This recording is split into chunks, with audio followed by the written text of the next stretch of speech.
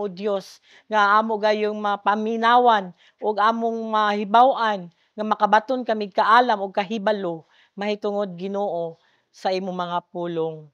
Panalangini kaming tanan o Dios ug salamat Ginoo sa imong kaayo ug gugma ang tanang dungog ug himaya kung gibalik kanimo Ginoo pagpasalamat sa ngalan ni Jesus. Amen. Attending the spiritual needs of those at their lowest. Such conviction can only be described as selfless. You may not believe that this is the same person who was once known as Cebu's most popular palaboy. But even from that state, he was able to transform into a miracle worker who serves those suffering from a similar fate. My name is Roberto Plando, and they called me Berta of Cebu because of the KMJS. Kuya Berta was just a regular person, moving forward in his life in a meaningful way. Unfortunately, his life took a sharp turn due to his first encounter with drugs. Before, I was first year college and taking up education. The money that's sent to my sister, it's not enough to pay the tuition pay. Then I'm going to buy a drugs. I use the money to buy a drugs.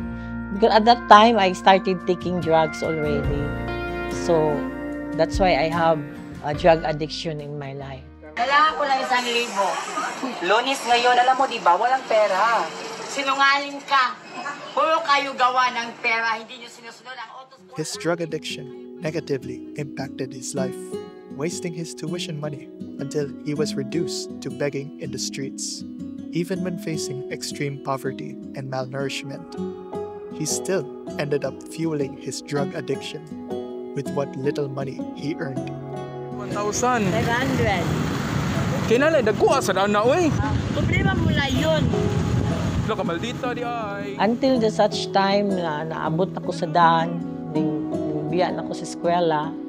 Then I was roaming around all the place of Puente Osmeña, Colon, Carbon. Then I'll become a bigger for 17 years. I'll become a street dweller for 17 years. Then I'm asking money to the people, to the public, and to the department stores. Then I'm going to sing a Christmas carol if the Christmas season. Then asking money. Then when I have money, I earn 3,000 pesos in 3 hours. I'll go to the place of Pasil. Then I buy shabu again. Then I use it the drugs. Then I'll become a high. Then I don't want to eat food anymore. I want drugs, I want drugs, I want drugs. At some point, Kuya Berta leveraged his skills in English and his animated personality to earn more money through reenacting lines and scenes from Filipino movies and teleseries. Original, you are rich. Your husband telling me that your original is into him. So, into him. When you speak to him, said in him to him. Eventually, his antics made him an online sensation. Though initially met with mockery, the majority of Filipino citizens and netizens alike were entertained and showered Kuya Berta with love. Sometimes there is pangutya na makansyaw, na ay mga bugal-bugal. But sometimes they can show their love to me. I feel it, their loves, that they share it to me. Then, never yun nga nag-quarreling ko. Never yun nga nangaway ko. Never yun. Pero I was doing acting. Hugot lines. Mula nang binasak mo ang kalanitan ko sa Region 7 hanggang Region 31, masakit ang ginawa mo sa akin. Tinulong mo ang isip ko. Sinira mong kinabukasan ko. At higit sa lahat, pinapunta mo ako sa mga bisyong walang hiya. You'll never be a part of my life forevermore. Mahirap akong kalabanin. Lalaki ka lang sa buhay ko, minahal lang kita. Wala kang karapatang humusga sa buhay ko. In the first place, I have merit what I own. Punyeta kayong lahat. Ganon pag galit na ako, pag nasuko na ko ba. Though many show concern over Kuya Berta's state, only one netizen expressed it through action.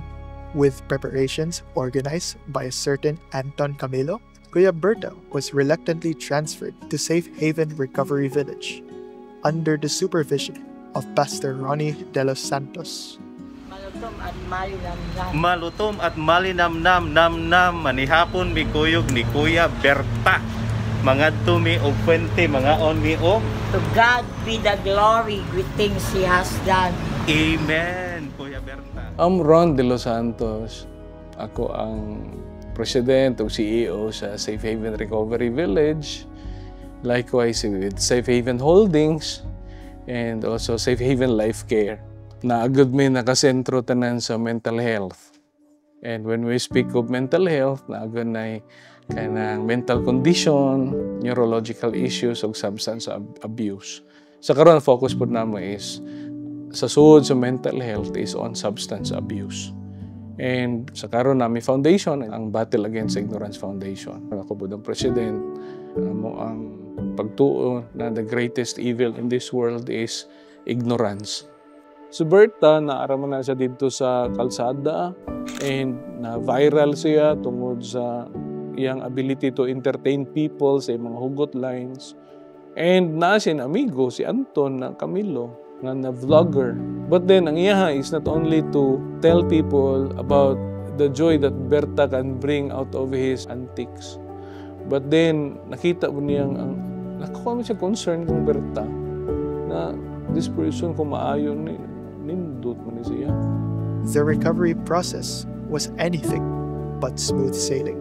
Pastor Ronnie recalled the fear in Kuya Berta's eyes as he first stepped foot into Safe Haven. He shared the story of Berta and the possibility of us helping him. And so, ni-decide ko na, sige, kuhaon na to. So, he arranged a dinner with Berta. Istorya niya, of course, daan na, Bert, magparehab ka. No? Siyempre, mahadlok mo na si Berta, kaya mo siya kasuway.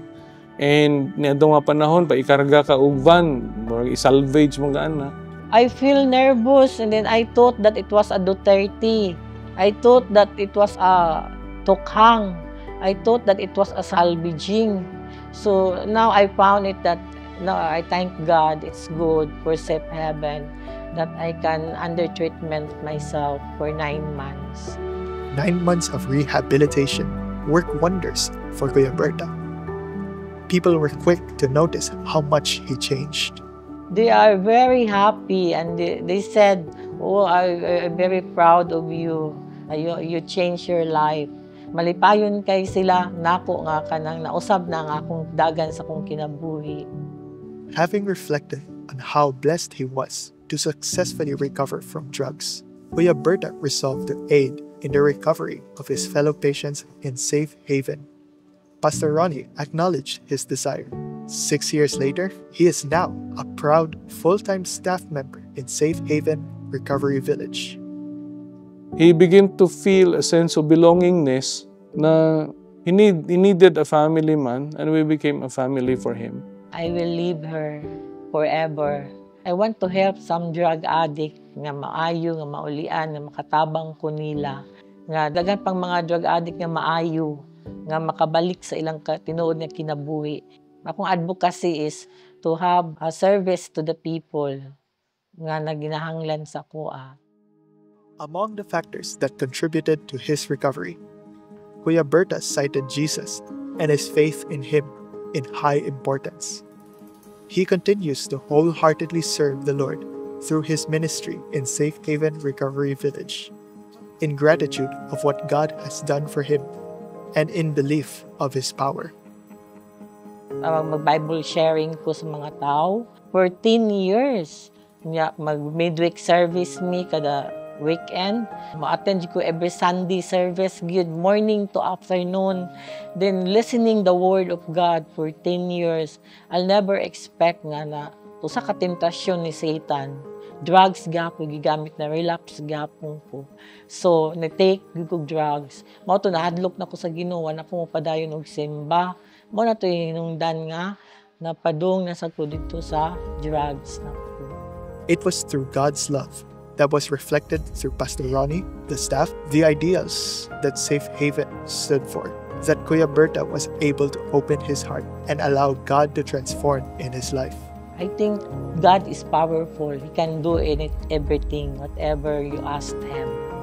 So, mo na akong gingon nga, ang Ginoo ug ikaw, sa imong kaugalingon, mo-desisyon yun ka.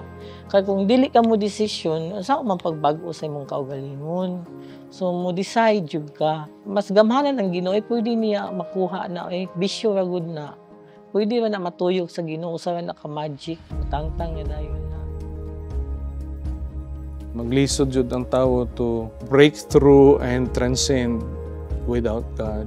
Kay ang mental health mong good is bio, psycho, spiritual. It's body, mind, and spirit. And so, ang body o ang mind, pwede nimo na matarong with science. But then, kaning sense of meaning and purpose and fulfillment, peace, very spiritual ni. And so, you can only have that with God. And so, ganahan kag lifelong recovery and improvement of the quality of life, you have to do it with God. Naagod na siya dapat sa picture. Dili pwede wala. Overcoming hardship, Kuya Berta was able to find God's design for his life, to reach out and save as many drug addicts as possible. Keep on believing that there is hope and that life can get better. Pray always to God. Don't forget to call God. Jeremiah 33:3, call unto me, and I shall answer unto you. So, call always in God. Kay ningon ng Ginoo nga sangpita ako kay tubagon ko kamo. Don't lose your hope. There is a hope. Kinahanglan nga padayon lang, laban lang sa kinabuhi. Kung saan ang maabot sa inyong kinabuhi. God is good. He will never reject me. He loves me. And then He give me a chance to live a new life and a good life. With support from Pastor Manny de los Santos, the community of Safe Haven, and through the love and power of God, Kuya Berta became an inspiring hero who shows us that regardless of your background, whether good or bad, you have the potential to do great things larger than our lives. No matter where you come from, even from the streets, you still can be fit for service. Sa tanan akong mga fans, advance Merry Christmas to all of you. O kantahan ta mo, pwede pa kumukanta. I'm going to sing a song, a Christmas song. Bati namin Merry Christmas at bagong taon masagana. Pasko ay pagdiriwang sa araw na dakila. Dapat tayo manatili sa buhay na mapayapa upang lumigayang tunay ang ating inang bansa. Merry Christmas, Merry Merry Christmas, Pasko, anong saya. Happy New Year, Happy Happy New Year, bagong taong sigla. At kung kayo'y lumigaya, pagdating na ng Christmas, kayo'y makakaasa, kami magagalak. Okay, so sa mga televiewers, sa mga YouTube channels, magsag unsay mahitabo sa atong kinabuhi, padayon lang gyud ta, laban lang, og don't forget to pray God every day. Thank you and good morning.